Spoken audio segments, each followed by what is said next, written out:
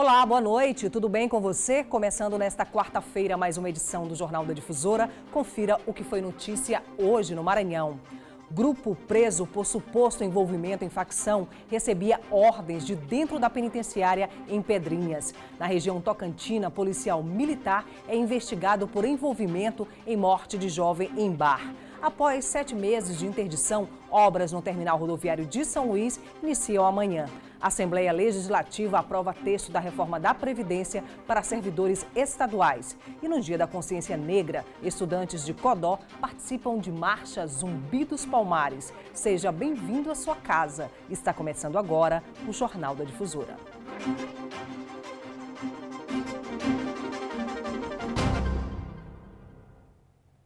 Olha, 32 mandados de prisão e 25 de busca e apreensão foram cumpridos no bairro Cidade Olímpica, em São Luís. A organização criminosa é suspeita de roubos, tráfico de drogas e até homicídios na região. O grupo recebia ordens de dentro do presídio.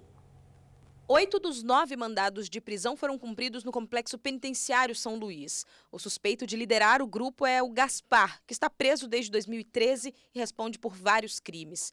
Os integrantes da organização foram apresentados depois da operação intitulada Derrama, devido à violência com que atuam. Crime de tráfico de drogas, comércio de armas, além de funcionar como um líder de uma espécie de tribunal do crime, onde ele definia quais eram as penas que seriam aplicadas àquelas pessoas pertencentes à facção que não obedeciam às ordens dele.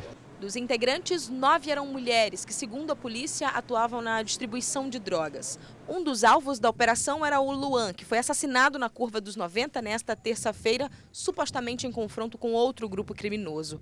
O Luan era alvo também de mandado de prisão e veio a tombamento em confrontos com rivais criminosos. Era ele. E os outros detalhes dessa operação integrada, nós vamos iniciar aqui pelo chefe de Polícia Civil da capital, Dr. Carlos Alessandro. A organização criminosa atuava, segundo a polícia, no bairro da Cidade Olímpica. O grupo era envolvido com roubos, tráfico de drogas e até homicídios na região. Eles estavam sendo investigados há cerca de 7 meses. Praticamente a gente dá como liquidada, pelo menos em relação às lideranças, de uma determinada facção que atua na área leste. É uma das facções com maior relevância, e em decorrência dos trabalhos intensificados nos últimos meses, nós conseguimos realizar importantes prisões, aproximadamente 50 prisões desses faccionados. 156 policiais militares e civis participaram da operação. Esta não é a primeira na região. Mais de 200 pessoas já foram presas nos últimos 2 meses. A Superintendência de Polícia Civil da capital vem intensificando as suas ações no que diz respeito ao cumprimento dos mandados de prisão e também a repressão, a atuação dessas facções criminosas que atuam notadamente na capital maranhense. Sendo assim, já contabilizamos o total de 206 prisões, ao longo desse período. E mais um caso de desvio de conduta envolvendo PM foi registrado na cidade de Imperatriz. O policial Anderson Ferreira foi preso envolvido na morte de um jovem que aconteceu em um bar na região. O policial militar foi apresentado ao quartel do 3º Batalhão. O PM foi preso por uma guarnição que fazia rondas na região do crime. Na ocasião foram ouvidas 2 testemunhas que informaram ter sido ele o autor do disparo que causou a morte da vítima, e a gente agora segue com a oitiva de testemunhas presenciais do fato para esclarecer com maior fidelidade as circunstâncias em que o crime aconteceu.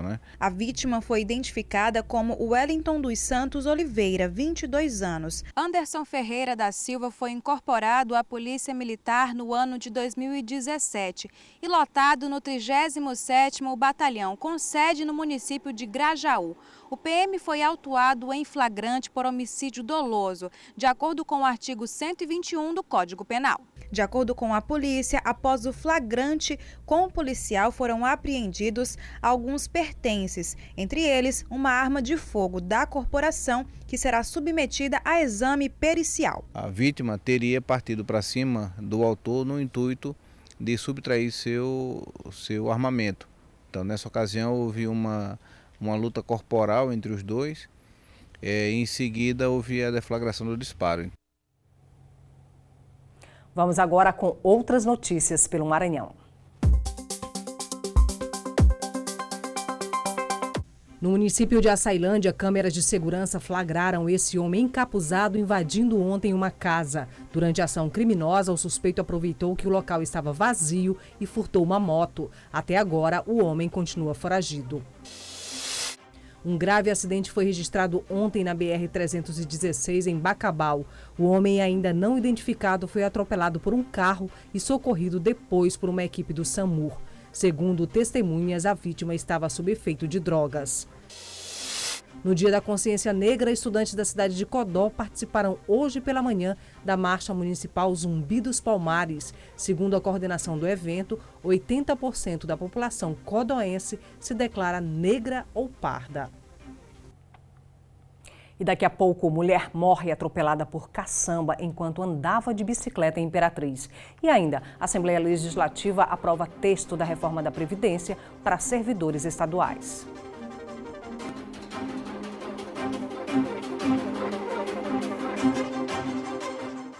De volta com o Jornal da Difusora e na cidade de Imperatriz, uma mulher que estava de bicicleta morreu hoje à tarde após ser atropelada por uma caçamba. A repórter Jaqueline Teixeira tem mais informações. O acidente aconteceu nesse cruzamento bem próximo ao centro de Imperatriz. A vítima morreu no local e logo após o acidente foi encaminhada ao Instituto Médico Legal. Eu vou conversar agora com o perito criminal Rômulo Vieira, que tem mais informações. Então, perito, em relação ao acidente, né, o que se tem de informação sobre a causa, né, aí dessa morte? Isso, a vítima vinha trafegando com uma bicicleta aqui na rua Ubirajara, no sentido Parque do Buriti, para o bairro da Caema. A condutora da bicicleta estava com fone de ouvido e muito provavelmente não se atentou tanto à sinalização do local, né, que era de parada obrigatória, também não se atentou ao sinal sonoro também, né, do caminhão trafegando e por isso acabou não parando no cruzamento e veio a óbito no local devido às lesões aqui decorrentes do impacto. A vítima foi identificada como Samara Bezerra Dutra e tinha 28 anos. E agora a gente segue para a região dos Cocais. Por lá, um empresário foi mantido refém durante um assalto que aconteceu a um estabelecimento comercial em Caxias. Segundo a polícia, a ação durou cerca de 20 minutos, mas até agora ninguém foi preso. O assalto ao estabelecimento comercial localizado na Avenida Benjamin Constant, na Coab, aconteceu pouco depois das 6 horas da tarde. 5 homens armados de pistola invadiram o estabelecimento e renderam tanto funcionários como o proprietário do estabelecimento, mas não obtiveram êxito sobre a questão financeira de dinheiro, pois o dinheiro já tinha sido recolhido. Nenhum suspeito foi preso até o momento. O caso está sendo acompanhado pela Polícia Civil. Estavam todos sem encobrimento das faces, dos rostos, né? E o modo de agir diferente. E segundo informes ainda não confirmados, estavam agindo com violência, né? Graves ameaças e teria também espancado a vítima. Mas nós vamos submeter ao exame do corpo de delito para que isso fique devidamente provado nos autos, né? E na Assembleia Legislativa, muita polêmica na aprovação do projeto de lei que altera o sistema de previdência dos servidores estaduais. Com a alteração, sobe de 11% para 14% a alíquota de contribuição previdenciária. O projeto segue agora para a sanção do governador Flávio Dino. Desde o início da manhã, era grande a expectativa para a votação do projeto de lei complementar que reforma a Previdência Social do Maranhão. O texto chegou na casa na última segunda-feira e, após ser apreciado pela Comissão de Constituição e Justiça em regime de urgência, só não foi votado no dia seguinte porque o deputado César Pires pediu vista de 24 horas. Integrantes de sindicatos de servidores públicos estaduais foram impedidos de acompanhar a sessão da galeria. É triste, né? Na verdade, um Estado que se diz democrático barrar a entrada de vários servidores públicos que servem o Estado. Hoje nós estamos proibidos de observar o plenário ao vivo e vamos ficar aqui no plenarinho querendo que nós assistamos toda a discussão através da televisão. E nós aqui na Assembleia é absurdo, né? Então isso é uma falta de, ou seja, já demonstra a falta de diálogo desde o início desse problema. O texto prevê alterações nas alíquotas de contribuição previdenciária dos servidores e aumento da contribuição patronal. Atualmente, a alíquota cobrada para todos os servidores é de 11%. Já o projeto traz cobranças diferentes de acordo com a faixa salarial. Para quem ganha até um salário mínimo, a cobrança será de 7,5%. 9% para até R$ 2.000, 14% para até R$ 5.800, 14,5% para até R$ 10.000, 16,50% até R$ 20.000 e 19% para os servidores que recebem até R$ 39.000. O texto ainda estabelece cobrança de 22% para salários acima de R$ 39.000. Mas, segundo a Secretaria Estadual de Gestão, Patrimônio e Assistência de Servidores, o Maranhão não tem nenhum servidor que receba esses valores. O ideal é que a gente possa estudar mais e debater mais esse projeto de forma mais aguçada, ou seja, nós precisamos também mostrar esse projeto para toda a sociedade e para as entidades dos servidores. Tempo de contribuição e outras medidas normativas ainda não foram decididas pelos deputados. Por isso, foi criada uma comissão de adequação do regime próprio de previdência social. Os integrantes devem implementar o novo regime pelos próximos 2 anos. É preciso que nós tenhamos a responsabilidade de saber, de estar ciente de que é melhor você ter a garantia de receber do que você não receber. Nós precisamos ter a coragem de enfrentar as dificuldades financeiras para equilibrar o Estado, para que efetivamente nós todos, numa idade saudável, que é a partir da Previdência, a gente possa ter a garantia dos recursos. Olha, só para ficar claro que o que foi votado hoje foi o projeto que trata da adequação de alíquotas de contribuição ao Fundo Estadual de Pensão e Aposentadoria. Para debater de fato a reforma da Previdência Estadual, foi aprovada também pelos deputados a criação do Comitê de Adequação do Regime Próprio de Previdência Social. O comitê será constituído por representação dos poderes e órgãos autônomos que terão ampla participação nas discussões, sendo eles o Executivo, o Legislativo, Judiciário, Ministério Público, Defensoria Pública e a sociedade. Agora a gente faz um rápido intervalo e daqui a pouco o Corpo de Bombeiros alerta para o perigo de incêndios florestais na região tocantina. E após 7 meses de interdição, obras no terminal rodoviário de São Luís devem iniciar amanhã. A gente volta já já. E com a aproximação da Black Friday, é preciso ficar atento com falsas promoções em aplicativos que ofertam produtos grátis ou muito baratos. Veja na reportagem de Eduardo Ericeira. A campanha chamada Black Friday tradicionalmente acontece na última sexta-feira do mês de novembro. Só que o PROCON, dos órgãos de defesa do consumidor, resolveu antecipar as fiscalizações. De olho nas falsas promoções, fiscais já estão monitorando as variações de preços em lojas. Nós estamos acompanhando os preços e acompanhando, com o passar das semanas, se o preço está variando para que não ocorra do comerciante aumentar o preço absurdamente e chegar no dia da Black Friday, ele baixar o preço para aquele preço normal inicial, dando a impressão de que ele está fazendo uma grande promoção. Os consumidores precisam ficar atentos às compras feitas nas lojas presencialmente, mas também aquelas compras feitas pela internet, com o uso do celular, por exemplo. Um comércio muito forte nos dias de hoje. Este delegado, que é responsável pela investigação de crimes tecnológicos, orienta a respeito do perigo das compras pela internet e das mensagens recebidas. Você tem que entrar diretamente na própria loja do departamento. Você digitar o endereço e procurar se aquela promoção está realmente lá. Então você tem que prestar atenção a tudo antes de fazer qualquer pagamento. De preferência, entrar no site real. Então eu vou comprar uma TV, essa televisão aqui eu recebi esse link. Está tantos reais aqui, mas se você vai no site real, você não acha essa televisão lá. Então é golpe, esse link é falso. Nessa época do ano, a vegetação seca, a baixa umidade do ar e a falta de chuva contribuem para o aumento dos incêndios na região tocantina.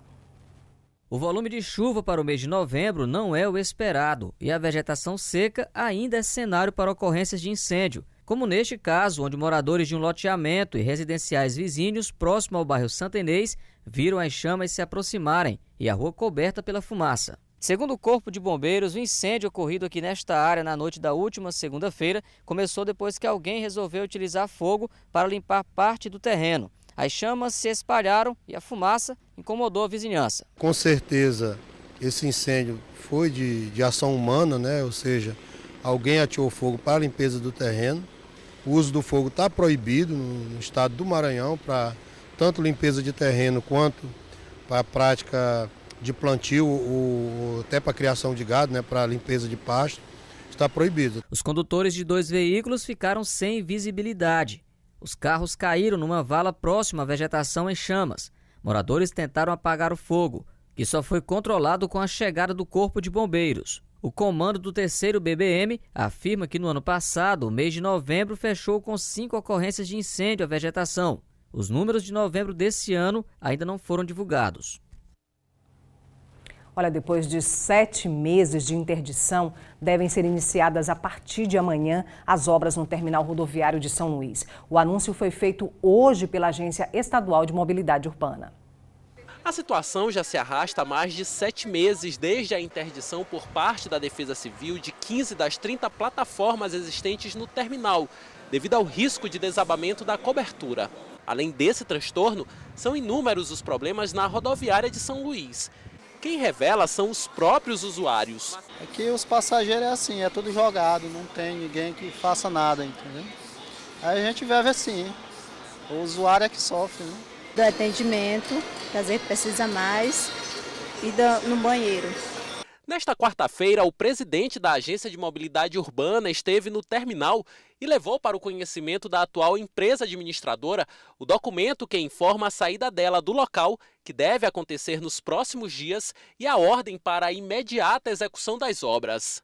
Nós viemos aqui hoje na rodoviária para dar ciência formal para a empresa RMC, de que foi assinada uma ordem de serviço referente ao início das obras de recuperação da cobertura do terminal da rodoviária, possibilitando a posterior desinterdição desse perímetro aqui onde nós estamos. Por força de decisão judicial, a empresa que irá substituir a atual administradora ficará responsável pelas atribuições já exercidas e mais toda a reforma do terminal. A empresa que atualmente administra o terminal rodoviário de São Luís alega que foi a vencedora do processo licitatório e que por esta razão tem o direito de permanecer atuando no local com os cerca de 40 funcionários, entre pessoal da limpeza, manutenção e estacionamento. O responsável da empresa informa ainda que cabe à RMC Serviços as reformas devidas de toda a infraestrutura do terminal. Nós somos a única empresa que cumpriu todas as exigências do edital.